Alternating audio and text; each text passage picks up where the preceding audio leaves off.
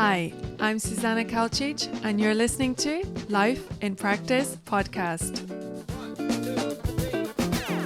I'm curious about the big questions in life and how we can experience more meaning and fulfillment every day. Join me as my guests share their challenges, successes, and what it means to put our purpose, our values, and our lives in practice. Hi, and welcome to Life in Practice podcast. This is your host, Susanna, and today my guest is Dionne Edwards. She's a screenwriter and director. Hi, Dionne. Hello. So, Dionne and I have known each other for many, many years. Actually, it's been 15 years, Dionne. Can you believe it? Is it? 15 years in September. Wow. Yeah, getting on. Absolutely. So, Dionne and I met at university, at film school. So we both connected over a passion with filmmaking and storytelling. And life. Yeah, I know, life and deep conversations and how the universe works. And we're talking about all this stuff whilst we were supposed to be doing work. Yeah, exactly. I remember we had many nights whenever we had an essay due the next day. We'd only start the night before, and we were great students. Clearly. So Dionne, tell us a bit about, where did your love for filmmaking and storytelling start? So I think it just kind of started off with me being just like kind of stuck in front of the TV when I was younger, just like watching, just consuming loads and loads of film and TV. And I guess like the first influence was like Michael Jackson videos, and just watching him and watching his magic and watching how he kind of brought out these kind of almost like event films that were music videos and really kind of stunned and wowed everyone, and I just get completely obsessed with them and watch them over and over again. And there was storytelling in those videos, and then just like kind of sitting with the family and kind of watching films, and that's often how we would like spend time together, was through watching films. So started like that way. Yeah. So when it came to like your turn, like what was the inspiration behind some of the stories that you wanted to tell? Did they come from like your experiences from growing up, or what were your inspirations behind that? Well, initially you just kind of want to do whatever you see. It's taken me a long time before I've kind of figured out the type of stories I want to tell. I'd say that's kind of taken me right into adulthood, past university. The initial stories were just, like the kind of Steven Spielberg films. And, we were both into Martin Scorsese when we were a bit too young to like him. Yeah. But yeah, I guess sort of just kind of getting to a certain age and kind of having a lot of life experience and figuring out the things that were really important to me. I guess, that I could kind of point to my mid-20s when I really started to kind of see what I wanted to say. But before that, it was kind of like I was trying to tell kind of fantasy films, kind of gangster films, all stuff that wasn't really my own experience. And then just, as I said, through kind of living life and kind of, being, having life, love, kind of relationships, experiences at work, things going on, things happening to me, then you kind of start to get a sense of what it is you want to say, if that makes sense. So tell me a bit about what was it like growing up for you? Like, what were some of the challenges or experiences that shaped you while you were growing up? Growing up, so I grew up in foster care. My life's kind of it's been an interesting one. So I grew up in foster care. Before sort of the age of 7, I was in quite a lot of different homes, and my mum sort of had mental health problems, and I didn't grow up with my dad. I kind of hardly knew him. And so, yeah, I was put in a lot of different foster families. And then at the age of, when I was kind of just turning 7, ended up with a family who I stayed with right up until 18 and who I still, you know, who I kind of see as my family. But staying with them, I was kind of one of the permanent kids in the house, but they had lots of temporary kind of kids coming in and out, a lot of troubled kids. It was a big family,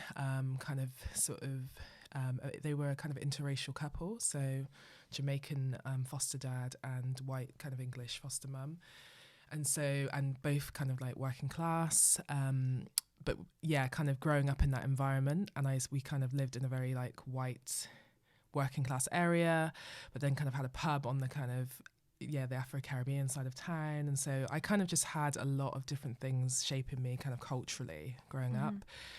And also kind of a lot of different individuals kind of coming in and out of the house, like a lot of troubled individuals. So I think all of that I'm realising now has kind of somehow find its way into my work and my ability to kind of, I don't know, kind of observe people and see the way they kind of communicate and the things that make them tick, if that all makes sense.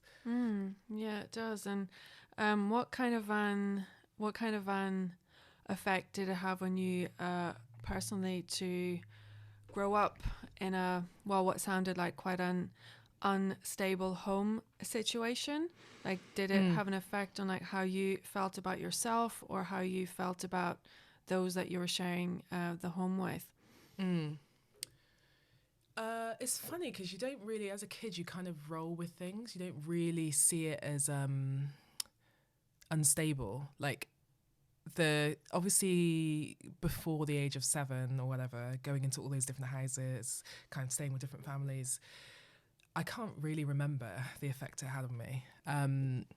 But you know, staying with Jill and Roy, who are my foster parents, that was quite a stable environment in many ways, even though there were loads of kids coming in and out. So you were saying the effect it has. What was the... Yeah, like, did it have an effect on your self-esteem or how you saw yourself and your place in the world and what you were capable of? I guess you sort of figure that stuff out when you're a bit older. You kind of see it as you get older. You kind of realise the things that affected you. At the time, I wouldn't have noticed. I wouldn't have known what was going on. But yeah, you know, kind of going into the world and kind of graduating from university and going into different workplaces and kind of, you know, it kind of affects you a little bit then. But at the time, yeah, definitely not. Yeah, actually, it's something I can relate to because, well, like, as you know, I came into the UK because I grew up in, well, it was called Yugoslavia at the time, and there was a war, so we came over as refugees. And then when you tell people that, sometimes like, oh wow, that must, like, how did you manage? But it's like, when you're a child, you don't know exactly. It's just normal. any different. Like, that was my childhood. That was it. Like, yeah. I don't know any different. I didn't feel, certainly at the time, that it had any particular effect on me. But as what you're saying now, it's only later on that I realized, oh, actually, yeah, I'm kind of struggling with a sense of like, well, where is home, and like, where do I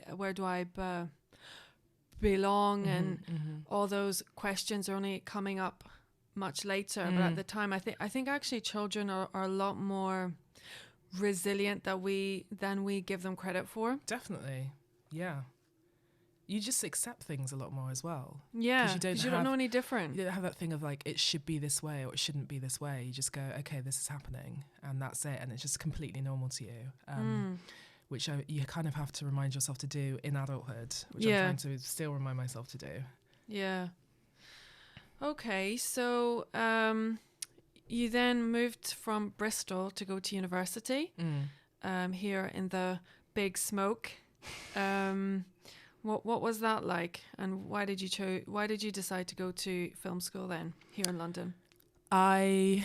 Well, to me, like, being from Bristol, which is like a small town in the southwest of England, it's not a small town actually. It's kind of a small city. Yeah. You haven't been yet, have you? No. I don't know, just where I was from, like I kind of was from like a kind of suburb bit of South Bristol, and I don't know, I just kind of always wanted to get out of there, and I kind of saw London as like the big city, and like, oh my God, it's where the dreams come true, and it's a place, which it kind of is in a way. It is. And yeah, I just wanted to get out there and kind of meet new people and like just get as many opportunities as I can. And the idea of kind of going to film school, obviously, yeah, you kind of want to have that time to learn your craft. I wanted to kind of learn more about filmmaking, kind of meet different filmmakers, and just like have that experience that so many of the people like I idolized had. And obviously it was quite different to them, because at film school we were just like, you know. Yeah.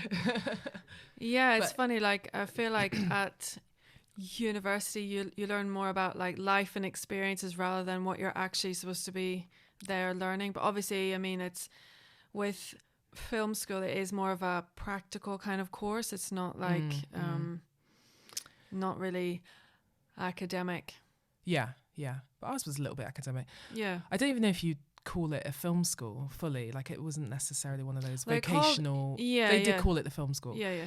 But I remember we had so many exams and so many like those papers to do. But yeah, I'm glad I had that experience because of obviously I met you and the people that I met. But actually, sometimes I say to people, filmmakers, like, I almost wish I would have studied something else, because I think as a director and a storyteller, there's so much more value in kind of having, you kind of need to have experiences and tastes and kind of things that you're into, and you need to be aware of things, and like just studying film straight away is something that I perhaps wouldn't have done looking back. Yeah, completely. Like I don't think, it sounds like maybe a bad thing to say, but I don't think you need to go to film school.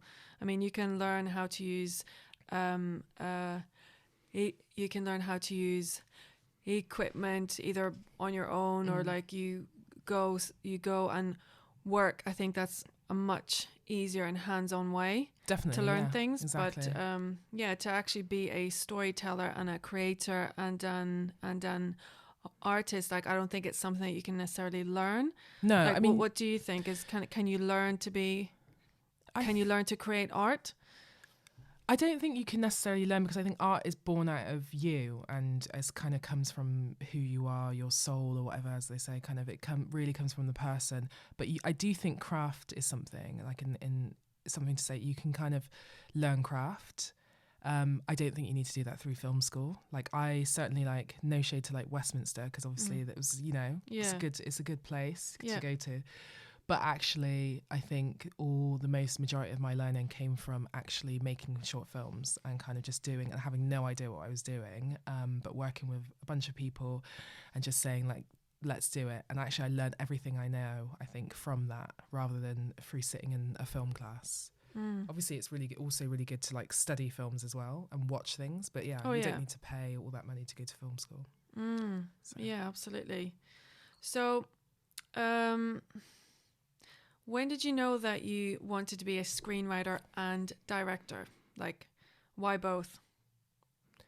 Well, I kind of always wanted to be a director, but in terms of what I had access to was like more so kind of pen, paper. And so that was the first thing I found myself doing, was writing stories, because obviously to get a camera, which is so much more, you know, it's not as easy. And that was back in our day when it was like, what was it, the mini DVs, and before that it was high 8 cameras. I don't know if you know about those. So yeah, I just didn't have the access. And I think it was when I was like 15, 16 that I got a camera, but I just always was able to write, and I was always writing stories anyway before I knew I wanted to actually direct. So but actually I kind of came to directing through kind of being in drama class when I was about kind of 13, 14, and taking over the class and kind of being the one who kind of directed all the plays. And then my drama teacher, Miss Bones, she kind of saw something there and sent me to these workshops. And so I ended up going to these workshops. It's called Keeping It Real at the Bristol Watershed. And there was this girl there, and she stood up to the class and kind of said, I want to be a director. And at the time I didn't know what that meant. And I kind of thought, I want to do that as well. But then slowly I realised that this is something that I'm really interested in, because I'm always watching films and TV, and this is something I can do. And before that I wanted to actually act, which would have been the biggest mistake ever. Why? Because I used to like do a lot of performance stuff and acting stuff, but I think as I kind of move further into my teens, like I'm a complete introvert, and it just makes me really uncomfortable, and sort of giving up that level of control is a bit much for me. But I do admire actors. I think they're amazing. Yeah. I think that's really a key point, like having self awareness about what you can do and who you are as a person. Exactly. To be able to know like what you can bring forward. Yeah. Did you want to be a director, or was it like you? I think it was the same as you, because whenever I was really young, so with my friend Arlene, we actually both wrote a full-length feature film screenplay, which was like right before my 15th birthday. I wanted to make sure it was done by my 15th birthday. And I think very much like you, because I think if you write something, you also want to be able to be the person to direct it as well, to bring your own vision to life. Like I couldn't think, I'm going to hand this over to someone else. But at the same time, to direct a piece that's not yours also doesn't feel like... It's not the same. Yeah, it's not the same. Yeah. You kind of have to find your way into it somehow, find your connection. It's a little bit more of an artificial search rather than if it's coming from you. Yeah, but the funny thing is, I think the way you are saying that you realized that you were doing some performance work, and you realize actually that's not really for you, that you need to go behind the camera. But I think for me, it's kind of turned out the opposite way, because I was using that, I'm going to use that way so I can hide behind the camera, but I've realized I'm actually an extrovert. Definitely. So I actually, this is like why I'm doing the podcast, for example. Like I think that was one of the things that held me back for a long time, because I realized, if I want to do the things that I want to do, I actually need to get in front of the camera. And I think I was avoiding that for so long. And then you just reach a certain age and you realize, right, got to do it. You've got to do it. Like, now face the fear, feel the fear and do it anyway. Oh gosh, yeah. Yeah. But yeah. And I want to actually talk about now, so you knew you wanted to be a writer, director. And I know when we used to have conversations in the past, like you were so keen to kind of be a young writer, director. And there was all this like pressure, like, you have to achieve it now, you have to do it now. And I think as we've both experienced, like the road to success is not how we thought it was whenever we were both like 19 and dreaming. So can you talk to me a bit about like what's been like the road to, like, actually first of all, like what would you say are your main successes up to date, and then what was like the road to those? Like well, I mean, I still very much see myself as like at the start of my career. But it has been a long time, because I'm 33 now, but kind of coming out of university, exactly as you said, I thought I was going to be Steven Spielberg. I always say like I was going to make, a Steven Spielberg style kind of event film by the time I was 21, and obviously wasn't thinking about what that took. But in terms of the successes, like it's just been like a slow build, everything from like, I think one of the main things that kind of really pushed me was kind of getting on to this thing called the Action Internship via Working Title Films, which is like still going, I think, but at the time it was just so huge to get this internship at this like kind of international company that like, is responsible for like, kind of Richard Curtis films and all these like big British Billy Elliots and all these like big British kind of films. So it was just to be an intern there for a year. But for me, it was like my way of kind of sliding my script through to them and kind of making it next year be kind of making a film. And I didn't realize actually, that's not quite the way it works. But it's kind of like had a bunch of like small successes, kind of worked a little bit in the industry for production companies, kind of started assisting agents, and then kind of realized at a certain point that I'm kind of working for these companies, I'm reading scripts for other people, and I'm kind of feeling really jealous of the people that I'm trying to help get their films or their visions realised.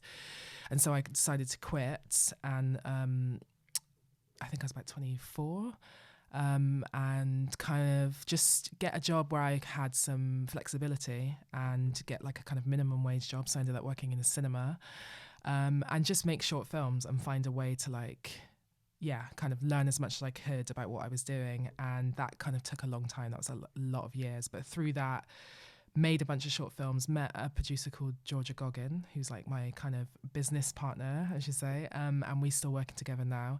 And we kind of just started making films together, and like had a lot of fun whilst we were doing it. And kind of, it was like a bit of a roller coaster ride.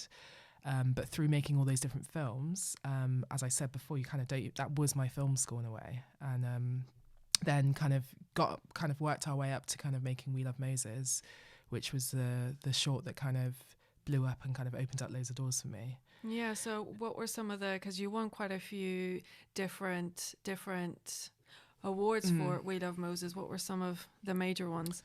What were some of the major ones? The Iris Prize was a major one. There was the Critics Circle Awards, which is kind of pretty because it's like the critics. Yeah. So it's a pretty big one. We won the Encounter Short Film Prize, which is a good one. That's actually a Bristol festival called Encounters, but they're kind of a real, they're kind of really well-known festival for quality work. Did you go to HBO with We Love Oh Moses? yeah. We were nominated HBO's in the huge. HBO short film competition, one of 5 kind of films, and kind of got flown out to the American Black Film Festival and like ended up showing the films there. So that was pretty amazing. And then HBO ended up kind of buying the film as well, and kind of having it on their channels in the States. That's huge. Like HBO is like a massive platform. Yeah, exactly. And we ended up getting a distributor on it, and like kind of got on like Canal, and you know, the French company Canal, Yeah. and ended up on like, I think, Virgin Planes, and like, yeah, it was just crazy for a short film. It really.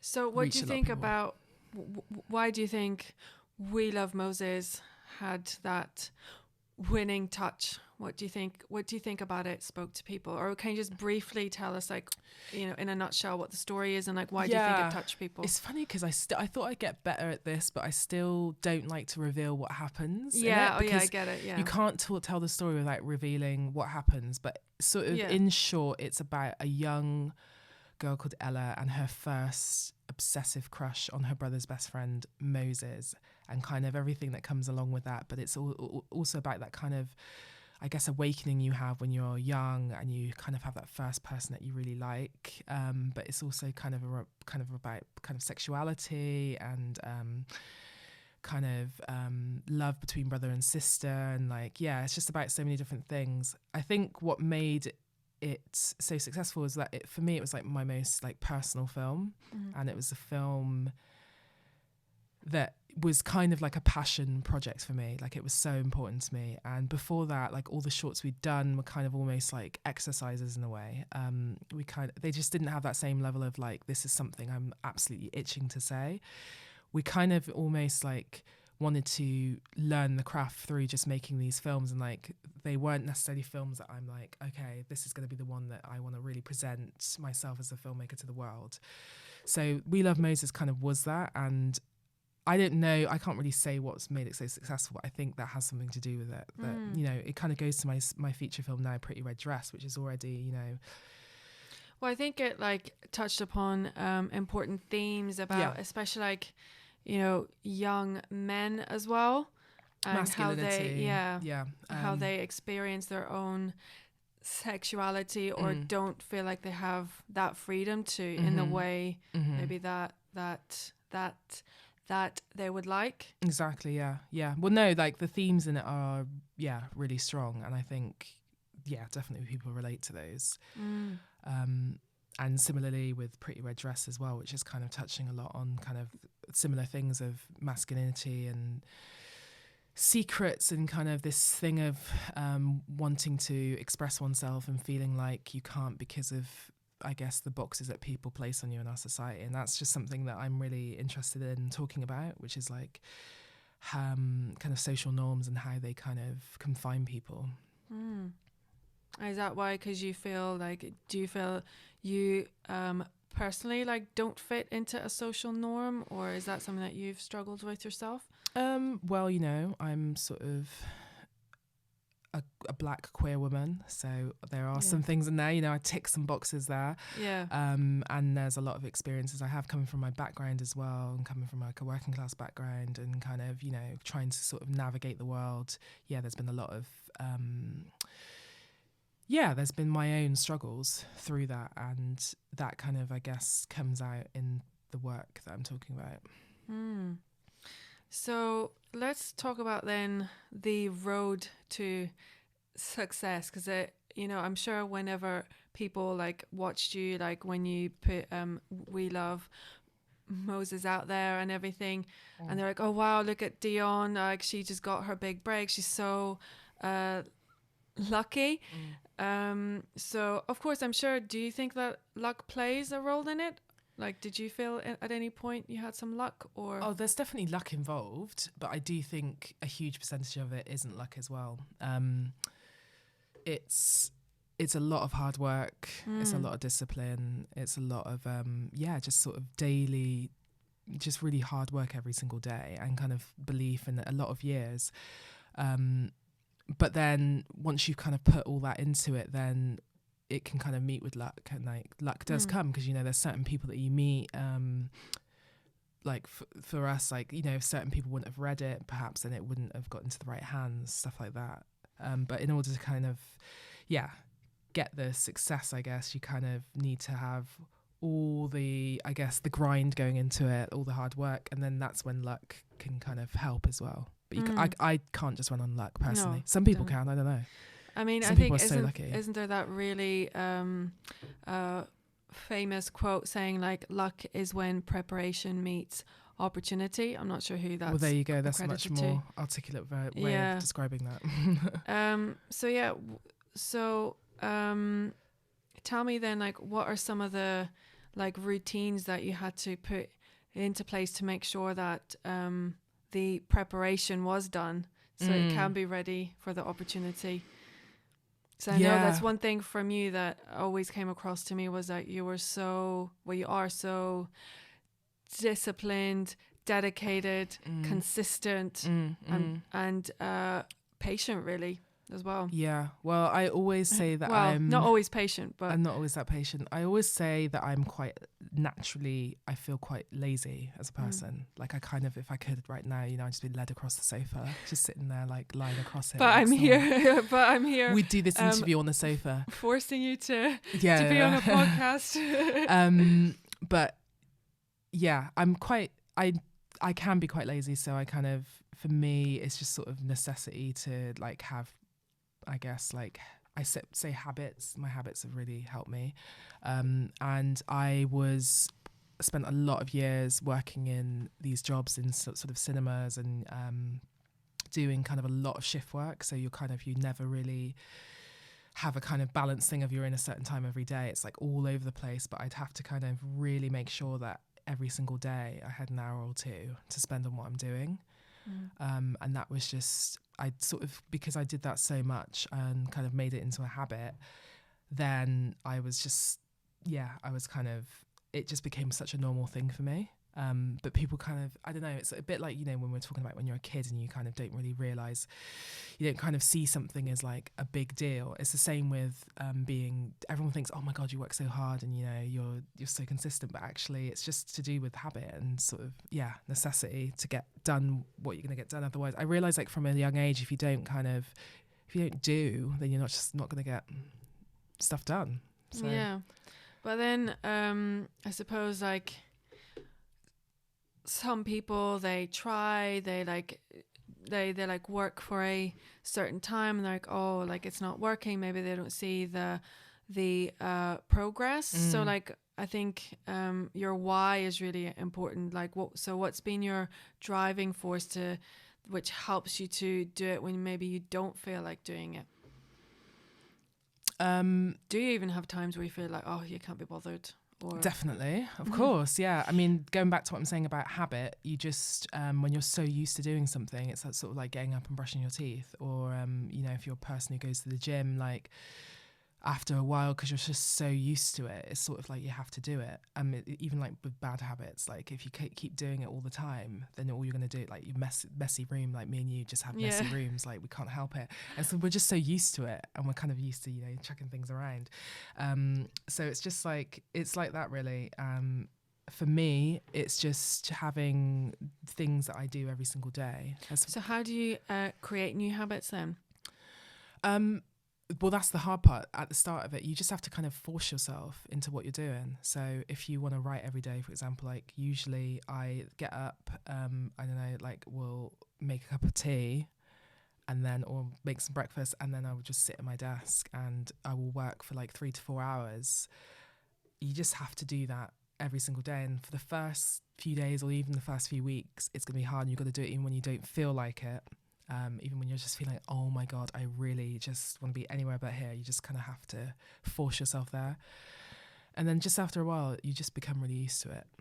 And so what's the driving force then? So when you're not in the mood, what helps you to like? Well, sometimes you sit there and you're not in the mood. Yourself. Sometimes just allowing yourself to have bad days as well. Like for me, it's with writing, it's like allowing myself to like write badly at times. So I'll be sat there, I'm like, this is just total shit what I'm writing. Sorry, we're allowed to say swear.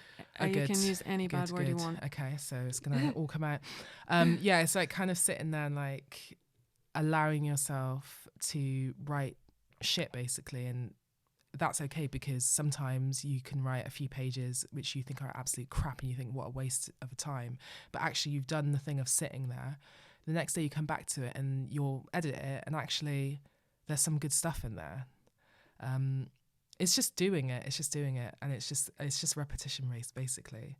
And I do have some friends who are like, they have to do it through being inspired, and kind of like they won't write for like a few weeks and then they'll get really inspired and have like 5 days where they like crack out a whole feature film. But unfortunately, yeah, I'm just not that type of person. Like I need to be consistent. I'm just like a kind of person, I just need to have like daily habits and routines, because that's the best way that I work. And I think, you know, I think it's good for people who are struggling, who kind of, I do get a lot of people saying like, how do you do it? And people think it's some like magic thing or some special talent, but it really isn't. It's just, if you do the same things, like if you don't make your bed every single day and you're just saying that because your body is so used to doing that, you won't. And you have to really make a conscious effort to do it every single day, even when you're feeling like you really don't want to. Yeah, and you touched upon an interesting point about how some people wait for inspiration. Because I've heard from quite a few people that actually it's not a good idea to wait to be inspired or to wait to be in the mood, because you could be waiting a long time. Yeah, exactly. And I've heard it before, is you almost have to create the inspiration rather than wait for this like force from the outside to come and hit you. Definitely. But I do think that you do have to do some things to help the creative process, be it whether, I don't know, you need to go outside. I think what you touched upon earlier about you need to go out in the world and have experiences. So tell me a bit about like how you see inspiration and how do you experience it? Like, do you ever take time out like, oh, I'm going to go and get inspired, or is it just something that kind of comes to you? Or it's funny because I don't really do you create it for yourself? Yeah, I don't really go, right, I'm going to go out and get inspired. It's so funny because it's just such, I take a lot in, I think very, very subconsciously. Like the way people kind of wrinkle their nose, or like, you know, little details of things that people do, the way they use their voice. I've always sort of taken that stuff in. And then it's just not something I really realise is going, I think it's just sort of all going in somewhere. And then when I'm writing characters, I realise like how much of that stuff I'm taking in every single day. But I try to watch a lot of films. I try to kind of live life. I don't know. I've gone through periods where I've been kind of stuck in my room and holed up, and that sort of isn't very inspiring, and actually, you know, it isn't good. I try to kind of live my life a bit. I definitely try and like take breaks and go for walks and stuff like that. But I think in terms of like taking things in, for me personally, like I can't really be too conscious about it, and kind of think to myself, oh, I need to like get inspiration here, because it never really, I think it all kind of goes in very subconsciously. And to me, like there's so much writing is intuitive as well. And it's kind of amazing how much you can surprise yourself when everything is kind of pouring out of you. But yeah, it's not very conscious, if that makes sense. Yeah, that does make sense. So when you actually write, so when you say that kind of, do you feel like you're kind of tuning in to something? Because I've heard of like the creative process can be, I think it was Eckhart Tolle, which I know you enjoy his work. He talks about it like your ideas aren't really like your own. It's just you connect to the collective consciousness, and you basically become a vessel. Yeah, become a vessel for the creative process. There is definitely something in that, I think. I think we've had conversations about it before. There's just, yeah, it's kind of like there is something a little bit spiritual about it, I think, that when you kind of sit there and there's different ways of writing. For me, when it's best and when it's flowing the most is when I'm just sort of in this really relaxed state. And it's kind of, I think it was like Paul Thomas Anderson, the director, said that you're kind of like half hypnotized in a way. It's like you're kind of conscious, but then there's another part of you that's kind of completely asleep, but kind of, I don't know, that thing of like lucid dreaming, is it? You're kind of aware but not, and you kind of go into this kind of, I don't know, some people use that term flow state or whatever, but you do really go into a flow. And I think when it's all pouring out of you, it almost feels like, yeah, you're not doing it. It's, I don't know, it's so strange. It's like there's something, I don't know, you're kind of, maybe you're tapping into like the highest part of yourself as a human as well. There's something in it, because it's just, yeah, it's just like a really beautiful thing. But I think sometimes, a lot of the time, it's hard to get into that if you're trying. You have to kind of relax in a way, relax into it. Yeah, it's almost like when you're trying to fall asleep. Exactly. Like, I need to fall asleep right now, and it's like it's the same thing, yeah, as falling asleep, like allowing yourself to get into that dream state.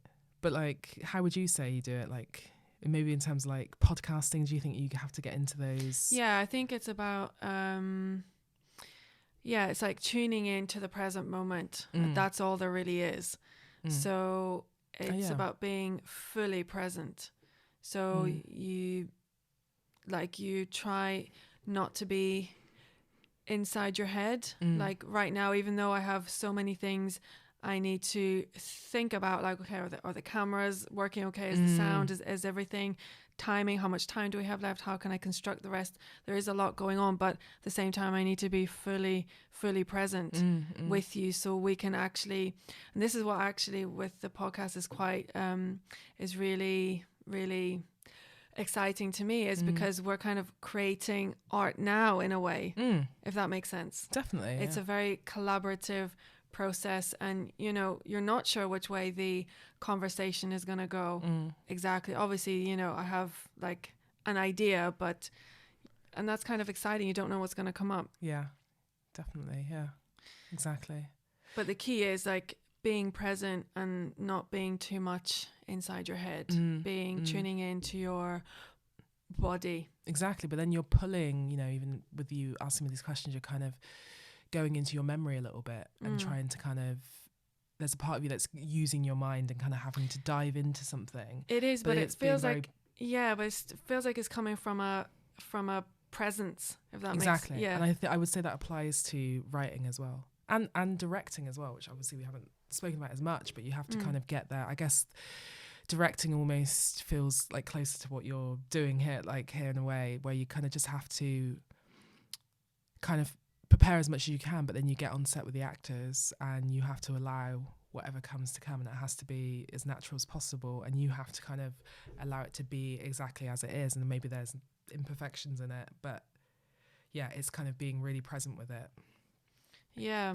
So then, yeah, when you have your script, and then you do have like, you work with Georgia as your producer, and then you have the cast, you have the cinematographer and everything. How do you help them to see what you see, like the vision that you have for your film? And it's awful. It's just, it's just such hard work. What a nightmare. Is it hard to communicate what your own vision to other people? So, because obviously they have, but then also, do you want them to put their own spin on it as well? Yeah, because I think it's funny because it's such a simple thing, directing. Everyone thinks it's some magical thing, but actually all it is just kind of being I guess, you have to be the person who understands the story the most in a way. You kind of have to be like the keeper of the story. But then you just have to kind of communicate how you want it to be told and communicate your vision for it. And in a way that's not really hard, but actually communication, the simplicity of communication, it's so funny with communication because it can be just, it's such a simple thing, but actually it can be really, really difficult. And I say the most difficult thing about directing is, as you're saying, there's just so many different departments, different people to deal with. There's so many different moving parts, and you just kind of have to be able to keep it cool and kind of manage all that and manage all those people and manage all those voices and be able to kind of keep it really simple as well. Because if you start as a director, especially to actors, trying to say, the scene is about this like deep philosophy of this person who's going inwards, and start getting all philosophical with it, they're just gonna it's gonna be terrible. So it's all about simplicity, really. Kind of being direct, and sometimes not direct. Sometimes with different actors you kind of have to hold back a bit and not fool them, but you kind of have to, if certain actors don't want to do certain things, you have to kind of find ways in to get them to kind of do it the way you might want to do it, or you have to kind of accept that they're going to do it their way. There's just so many different things with directing. I don't know why I do it as a profession. I'm joking. Well, so could you say, do you prefer writing or directing, or do you kind of see it as a whole? It is a whole. It is a whole. I mean, naturally, I'm quite an introverted person. I would call myself like a social introvert because I do like socializing and I do like being with people, but I draw my energy when I'm alone. I kind of get re-energized when I'm alone. So kind of being in a room writing, for me, sometimes I've had like some, the most amazing like experiences just being by myself and creating a story. But actually so much, directing is a really extroverted profession. So you have to like, for me, that's kind of tapping into something that doesn't come as naturally to me. But I do see them as one thing, because as you were saying earlier, in a way, I just really couldn't imagine anyone else directing my own stuff. So I've had to kind of find my way into that a bit more.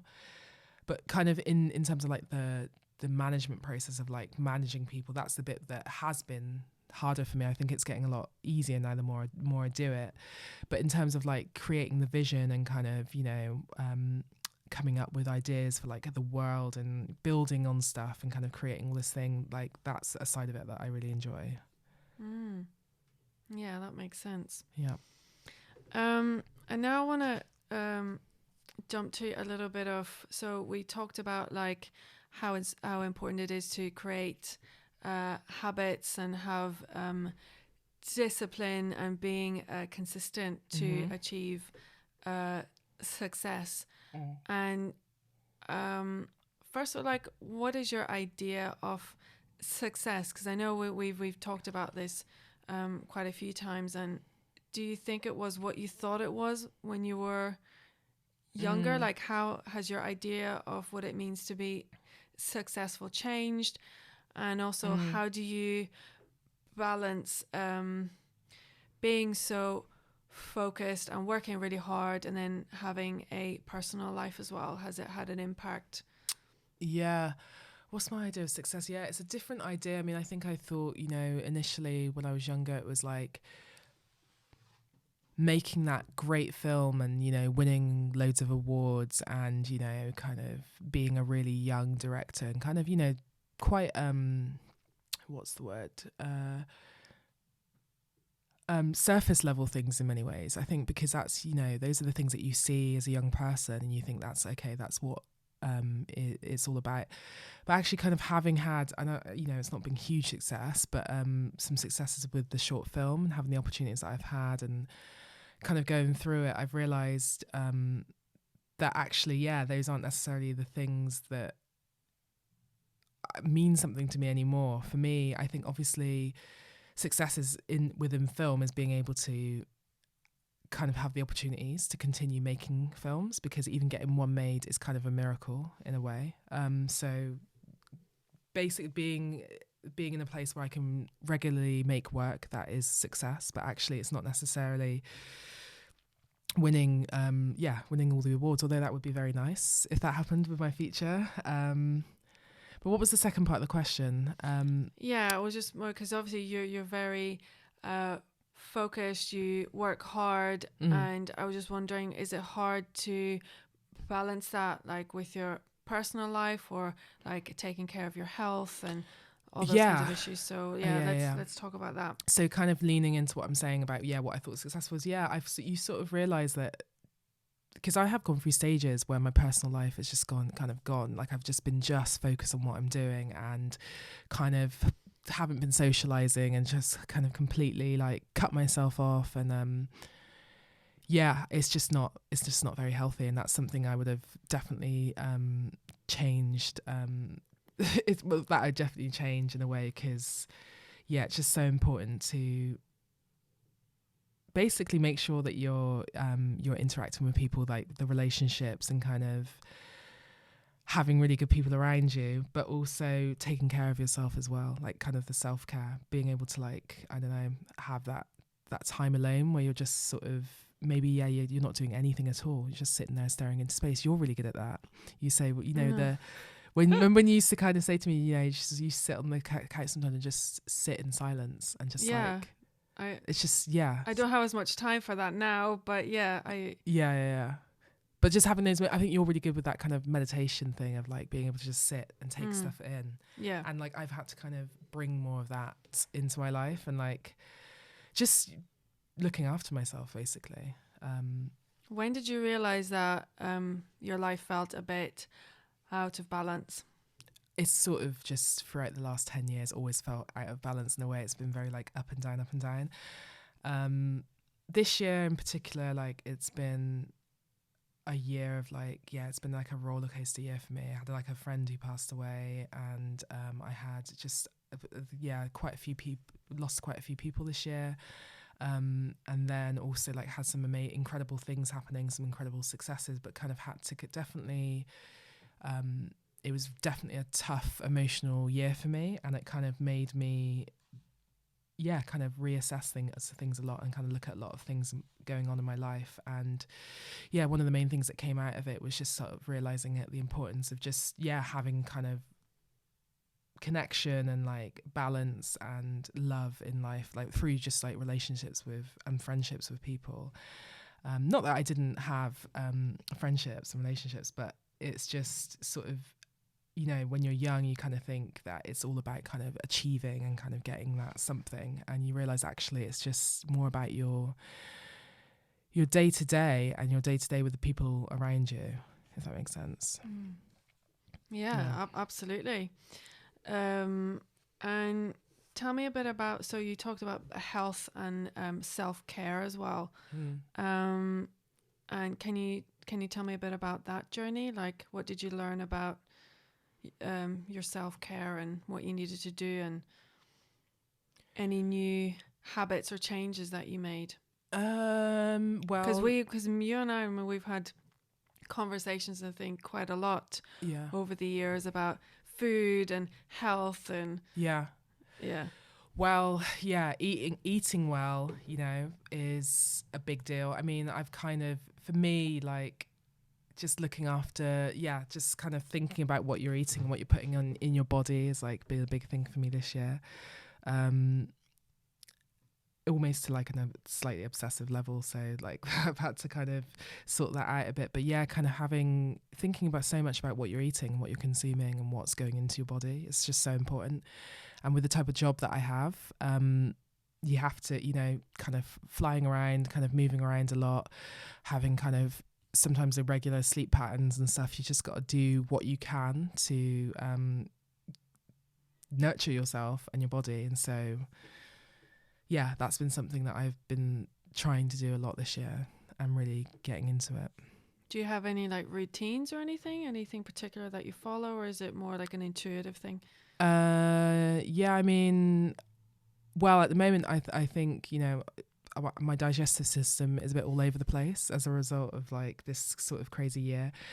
So I'm quite limited with a lot of what I can eat. But yeah, there was like this routine I had in the summer of like kind of waking up really early, going outside for a walk straight away and just sort of taking everything in, coming back home and then just like making my tea, sitting down at my desk and then just doing that work, doing about 4 hours of work and then just taking a break. And then usually the rest of the day went downhill in terms of doing anything because I just don't do very well with like doing any work in the afternoon or whatever. But yeah, kind of also like fitness as well and like working out and stuff has been big for me this year. Yeah, because I know each year we're like, this year is going to be the year we're going to have the bikini body. Beach body. Yeah, still don't have the beach body. But yeah, like, you're in good shape now. Yeah. But so yeah, and so what made you then decide this year, like, right, you're gonna, because you went to see a trainer and stuff, right? Yeah, no, I think it came from because this year was such a big writing year as well, with the script, because I'm obviously writing the feature. So I was sat down a lot just at the desk. And even though I've obviously been doing that a lot for the last 10 years, it was really, you know, I really had to spend a lot of time at my desk. And so for me, it was just, I've actually realised like I am like quite an active person. I need to like move around. And I was doing that usually. I think we all are. I think humans are meant to be moving New humans around. are, but I'll tell you, like a lot of people, it's quite annoying actually, people that are probably in better shape than me just sit there and do nothing. So yeah, I kind of enjoyed like kind of having this routine where I'd, in the afternoons, like go to the gym as well and like work out and like just move my body. I have to kind of, I really have to work out. Yeah, it feels good as well. But yeah, it does like, I haven't been very consistent with the gym at all. Like I find that kind of a struggle. But then obviously with my job, I'm on my feet all day. I'm walking around constantly. It's a bit different, but what has been consistent in terms of fitness for me is like I go to dance classes. Samba, like I'm not going to miss that unless like, you know, I'm ill or like exactly. You know, would you say that's like become a habit? Oh yeah, totally. Like you feel like you can't, even when you can't be bothered, you just find yourself going. Totally. There are times where like I've been at home and I'm like I feel like I think you're on the phone to me the other day half asleep. Yeah, I think I was yawning and I was like half asleep and I think you were saying, oh no, like you're too tired, you shouldn't go. I'm like, no, I have to go. And then when I'm there, I'm like, woo! Exactly. I'm like having the time of my life. Yeah, exactly. Yeah. But do you want the to the gym's been a struggle to maybe stay you consistent. don't, maybe it's not your thing. Like maybe it's just something, because you've got to like enjoy it as well. Like that's the thing. Certain people, maybe the gym isn't for them. Maybe it's like going and playing tennis or like going to a dance class or just doing some yoga. Like it doesn't always have to be the gym. And I think some people think, yeah, that is true as well. But I think there are only certain things that you can do within a gym environment. Like there are things that I want to improve. So, but I think for me is like I think I enjoy it if I work with a trainer. That's good, because then they can actually they can actually show you the right technique, because you could be doing something and you're actually not doing it right and you're completely I'm still not doing wasting right. your time. And also you could potentially hurt yourself as well. So, I will get there, but it's still very much a work in progress. But I'm kind of happy enough with the shape I'm in. But Yeah. Mm-hmm. But now we're in our now we're in our 30s, so yeah. You got to do, You've got to put in a bit more work. You really do. I think that's a sort of another thing as well. You realise like you start to kind of feel these like aches and stuff that you didn't have when you were younger, and you just find yourself getting more tired. And that's another reason why I'm just like, I have to kind of, put some work. Because when I was younger, I didn't do anything. Yeah, I remember like, when you were younger, you see, and like the food that you ate as well. You used to go out drinking and like, I don't know everything. How, and was fine. Like for, up to a certain point. And then. Interesting. Yeah, well, I guess, I think, when you do certain things over an extended period of time, you will feel that in your body. Because I know that. Oh, yeah. Because before, whenever you weren't eating as healthy, you were kind of having complaints and stuff as well, though, to be fair. No, I definitely wasn't fine. But and I do think that has something to do with, like my digestive system at the moment, like some of the issues I've had. I don't think it starts with like having this year. I think it just, it's kind of as a result of like not eating very well when I was younger. But now you're doing much better. Yeah, I like to think, yeah. Good stuff. So as we begin to like slowly wrap up, so what have been like the main practices that have helped you overcome? Actually, we didn't even talk about like what have been some of the main challenges. Yeah. Did you have what have been some of the main challenges?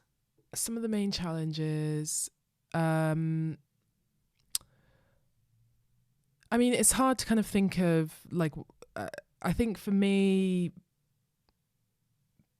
I think it's been like a lot of kind of internal stuff. And, obviously it's come from the environment that I live in and the world I live in. But actually, for example, being, say like a Black queer woman and kind of being in certain workplaces and kind of having to kind of deal with perhaps not feeling like I fit in or not feeling like people understand my perspective, kind of sometimes just feeling like I don't have the confidence to speak up in certain environments. That's been something that's been a challenge and something that's brought a lot of anxiety and insecurity, but then also has been a positive in a way because it's something that I tap into a lot in my work. So in a way, I'm kind of in some strange way like grateful for it, even though you prefer not to have it, but it's kind of given me something to talk about and something to, I don't know, kind of want to kind of be something that improves for other people as well, and so it finds its way in my work. So how have you dealt with having anxiety and insecurity? I'm still dealing with it, still feel anxious, still feel insecure, but not like, if you look back at how we were when we were back at uni, as insecure fanny farts. I think we coined that term together to describe our how would you call it, our states around then. It's like our ridiculous. Have I gotten over it? It's hard to say. It's kind of just, it's something that happens naturally, I think, as you get older. And I haven't gotten over it, as I said. There's still a lot of insecurity and. Oh no, I think obviously each person will always have that, but obviously I think you're doing really well. And things that you've given talks, you've been on panels, you're directing people. Yeah, I actually think that it's growing more comfortable with the insecurity and the anxiety. It's kind of growing more comfortable with the fact that you're feeling this. And I think before, in times in the past, I'd expect myself like not to have those feelings and those emotions at all. And I think that's where you kind of run into trouble if you're trying to get rid of it and you're just thinking, oh my God, why am I feeling like this? Everyone else is so confident, or, I shouldn't be feeling this way. So for me, it's just sort of been embracing that slightly. And also that's, a little bit with like this idea of like being perfect as well at what you do. And, even like an interview like this, I'm, somewhere in my head, I'm like, why am I saying this? What am I saying here? And, and that happens now. That's happened in this interview, but it's sort of just allowing yourself to just be imperfect as well. And as Susan Jeffers says as well, feel the fear and do it anyway. Yeah. Because she's not saying like, don't feel the fear. It's like, I know, isn't there a saying as well, like, it's not courage if you're not afraid. It's not courage if you're not, Yeah. Exactly, yeah. You kind of, it's just normal human things to feel, it's a part of us. And I think it's important to embrace it in a way. Embrace those feelings, embrace that discomfort, and kind of just feel it in as much as you can, but then just kind of get on with it. Or as what's Susan Jeffers say? Feel it and do it. Feel the fear and do it anyway. There you go. Yeah. Yeah, no, it's very, very true. Yeah, because I think we all do feel like, oh, I shouldn't be feeling this way. I shouldn't be doing this, or I shouldn't. It's like, well, you know, you should if you are feeling it, obviously. Exactly, yeah. But yeah, so what have been some of the key practices for you that have helped you to overcome challenges and to attain success? Well, as I think I've said quite a bit, is just kind of creating habit, so that when you're in a place where you're really not in the mood for what you're doing, it's kind of being able to just because the habit's there, you just kind of get on with it. Key practices, I think it's a bit of an eye roll in a way, but patience is just, you have to have so much patience, and you have to be comfortable with not seeing any results for a long time. It's like you're kind of investing in something daily that you really can't see. Some of the key practices.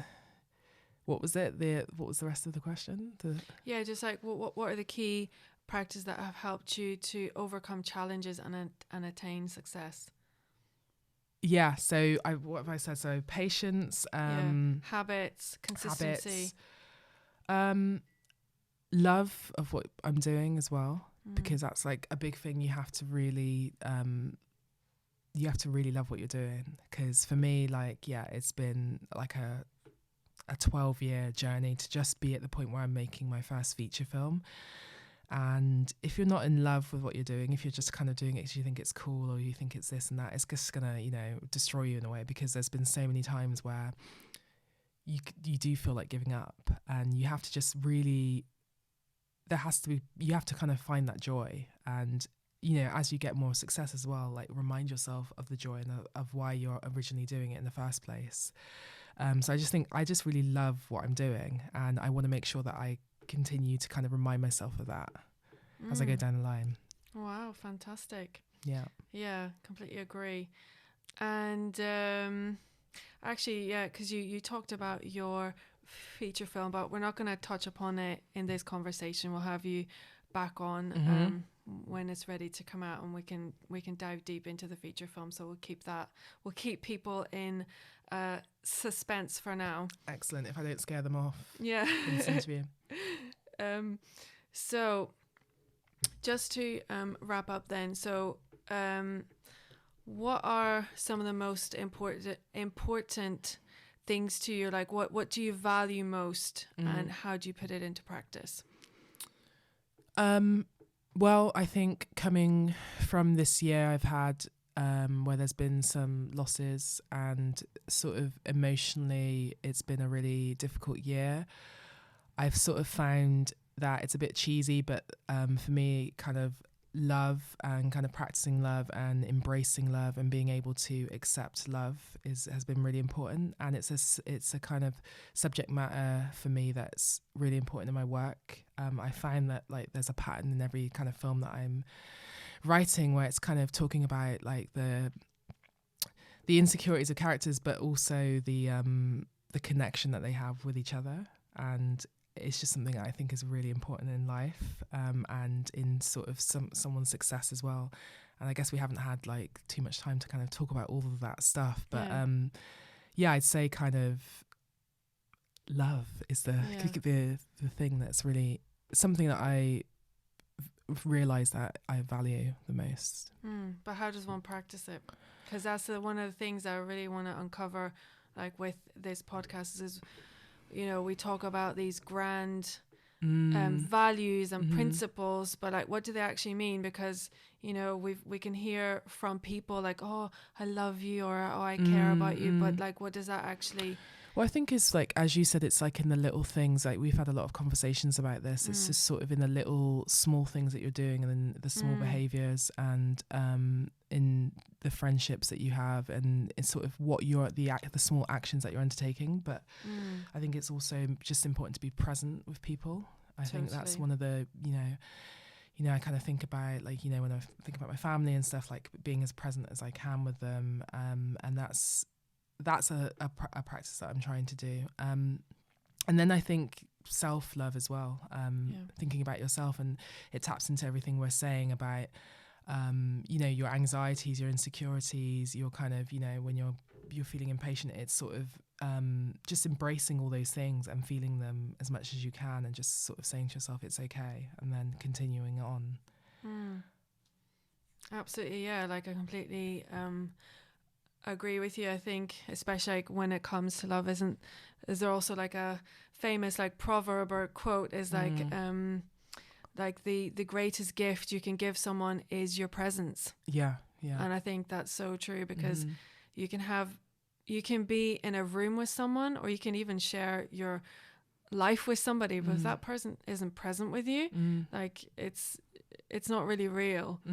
Exactly. And I think, and obviously in today's world, there's so many distractions and so many things that can take us away from that, but really that's all it is. Exactly. I think that is the ultimate practice, in my opinion, which is bringing conscious awareness to your life. That's really what it boils down to. What about yours though? What are some of your, if we throw the question around to you, ways to practice love? What are the things, what do you value the most, and how do you practice it in your daily life? Thanks. Yeah, so I would definitely agree with you with the love, and like what I've said about, I think, being present, bringing your conscious awareness to yourself and to other people, because one of the ways to cultivate love, you need to have empathy. And to be able to empathize with another person, you need to be able to become present with them and try to, you know, feel what they're feeling. And that's how you can forge a deeper connection. And the other, like, even before empathy, is trust and trustworthiness. That is the absolute ultimate foundation. One of my favorite quotes of all time, if I can remember it to the word, I hope, is by Stephen Covey. And he said, trust is the glue of life.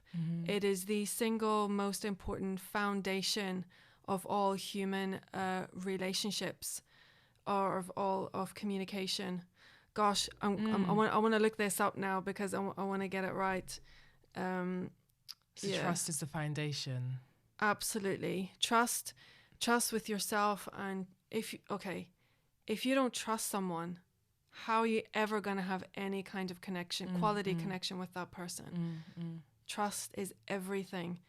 And the way you practice trust, but then you can say, you know, some people kind of, because of life experiences, don't trust anyone, and that's a whole other thing. That's quite hard, because then sometimes it can be skewed. Yeah. Well, you know, you talk about self-trust as well. That's a really important one. You need to be able to trust yourself. And, well, the thing is, this opens up a whole can of worms, to be honest. Oh, wait, hang on a minute. I just find the quote. I want to read it out. Yeah. Trust is the glue of life. It is the most essential ingredient in effective communication. It is the foundational principle that holds all relationships. And that's by Stephen Covey.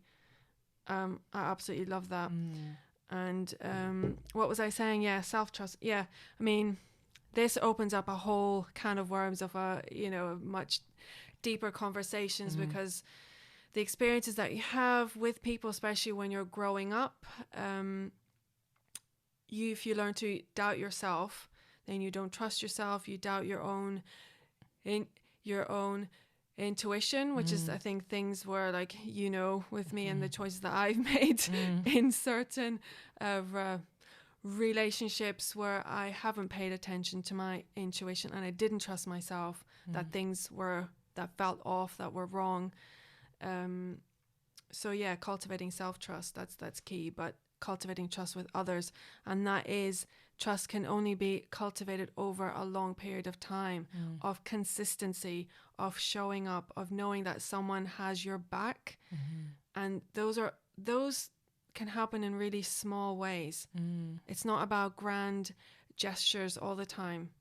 It's showing up in small ways. It could be like, when you need to call. In small ways is a really nice, simple way of putting it, actually. Showing that you're there, showing that you care, not saying it, because some people can really talk the talk and make you feel like, oh wow, this person's so amazing, they're my friend, and like they'll be there for me, and then you're like, oh shit, well actually whenever shit hits the fan, they're gone, or like they don't have the time, or even worse, they're the one who put the shit in the fan. Yeah. You know what I mean? And like, okay, well I thought this person was my friend, but actually they're not. Yeah. So yeah, but that's we could spend a really long time talking about these things, but again, it's when you bring conscious awareness to yourself, you pay attention to how you behave, then how your behavior has an impact on other people. And also you then you pay attention to other people and how they behave and what impact that has on you.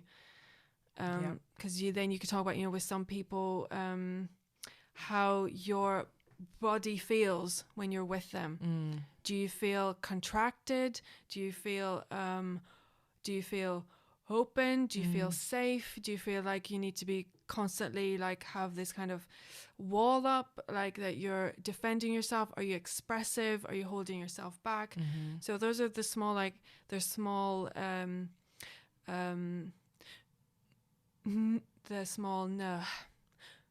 nuances to pay attention to as well, because they can give you a lot of clues about what's going on. But it all boils down to becoming conscious and being present. Yes. Anyway, that got you going. Yeah, exactly. But yeah, so yeah, like I've said, we didn't talk about the feature film. We want to talk about that later on. Yes. Hopefully it turns out all right. Yeah, exactly. Yeah. If it didn't turn out all right, we'll be on here discussing why it didn't. So. Yeah, absolutely. And I hope I'll get a small role in the film as well. Oh yeah. Yeah. So doing something interesting in the background, I'm sure. But at least I would like at least one line though. Well, that's a bit of a that's where we're sort of that's a bit taking it a bit far, I think. But okay, we can definitely put you in it. We'll see. Yeah. Anyway, so if someone wants to find out a bit more about your work and what you do and connect, and can we watch Wheel of Moses? Is it online? It's not online yet, but I'm really hoping it's going to be on. I think it might be able to go on in 2020, which obviously is coming up in 1 month, isn't it? Yeah.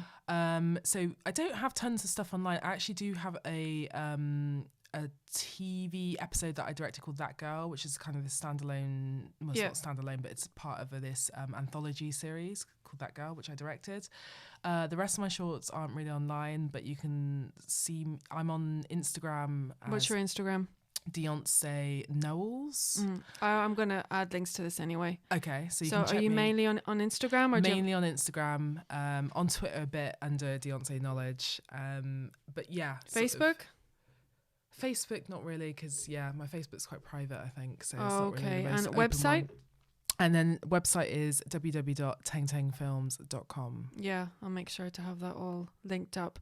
Thank you so much, Dionne. This was awesome. Like, you and I, we can always talk as we have done in the past all day. Yeah.